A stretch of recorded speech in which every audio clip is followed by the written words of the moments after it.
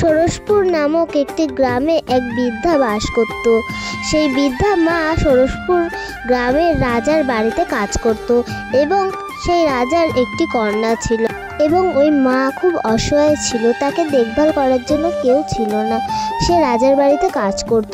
একদিন সে রাজার বাড়িতে কাজে যাওয়ার সময় সে বলতে লাগলো, আমার শরীরটা কতদিন ধরে ভালো যাচ্ছে না, কি যে করি কিছুই যে বুঝে উঠতে পারছি না। বলে বুড়িমা রাজার বাড়ির দিকে কাজের জন্য রওনা হলো। ইতিমধ্যে পিন্টু এসে বলল, কি বুড়িমা, কোথায় যাচ্ছ? আর কোথায় যাব বাবা, আমার তো কাজ না করলে চলবে না। তারপর বুড়ি পিন্টুকে একথা বলে রাজার বাড়ি এসে তৎক্ষণাৎ উপস্থিত হলো। ঠাকুমা, তোমার আজকে আসতে এত লেট হলো কেন ঠাকুমা? হ্যাঁ সোনা মা, কাল থেকে আর লেট হবে না। ও ঠাম্মা, আজকে আমাদের বাড়ি অতিথি আসবে, তুমি তাড়াতাড়ি ওদের জন্য সুন্দর করে রান্না বান্না করে ফেলো। হ্যাঁ সোনা মা, আমি রান্নাগুলো ঝটপট করে ফেলছি। সেই বুড়িমা আবার দুদিন পর রাজার বাড়ি কাজে যাওয়ার জন্য যেতে লাগলো। তখন আবার বুড়িমার সঙ্গে পিন্টুর রাস্তায় দেখা হলো। তখন পিন্টু বুড়িমাকে বলতে লাগলো, বুড়িমা, তোমাকে যে কতদিন দেখছি না, কোথায় গিয়েছিলে? আর বলিস না বাবা, আমার শরীরটা কতদিন ধরে ভালো যাচ্ছে না। তা তোমার শরীর ভালো না, তা তুমি কোথায় যাচ্ছ বুড়িমা? আমি তো বাবা যাচ্ছি রাজার বাড়িতে, ওই রাজার বাড়িতে তো আমি কাজ করি। ঠাকুমা, তুমি এতদিন আসোনি কেন? তোমার শরীর ভালো আছে তো? হ্যাঁ মা, আমার শরীরটা খুব খারাপ, এর জন্য আসতে পারিনি মা।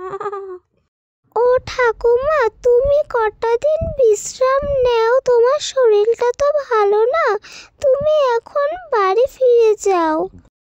না মা, আমার কাজ বন্ধ করলে হবে না, এখন তো বয়স হয়েছে, একটু আধটু তো আমার শরীর খারাপ হবে মা।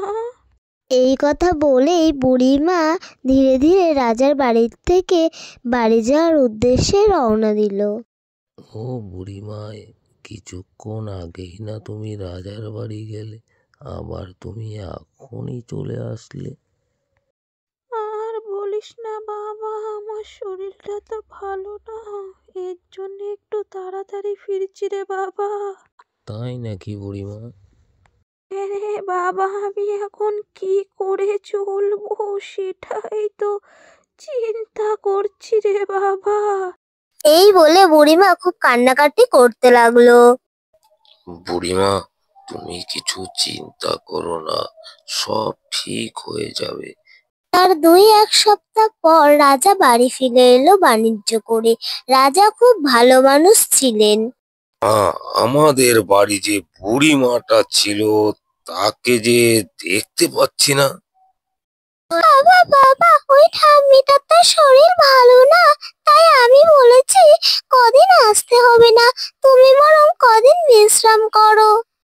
মা, একদম ঠিক করেছো, এইভাবে গরিব মানুষের পাশে সারা জীবন থাকবে, এই না হলে আমার মেয়ে। আজকের ভিডিওটি এই পর্যন্তই বন্ধুরা। আরো মজার মজার ভিডিও দেখার জন্য অবশ্যই চ্যানেলটিকে সাবস্ক্রাইব করে পাশে থাকতে হবে। এরপর নেক্সটে আরো একটা দারুণ ভিডিও নিয়ে আসছি আমরা। ততক্ষণে তোমরা সবাই ভালো থেকো, সুস্থ থেকো।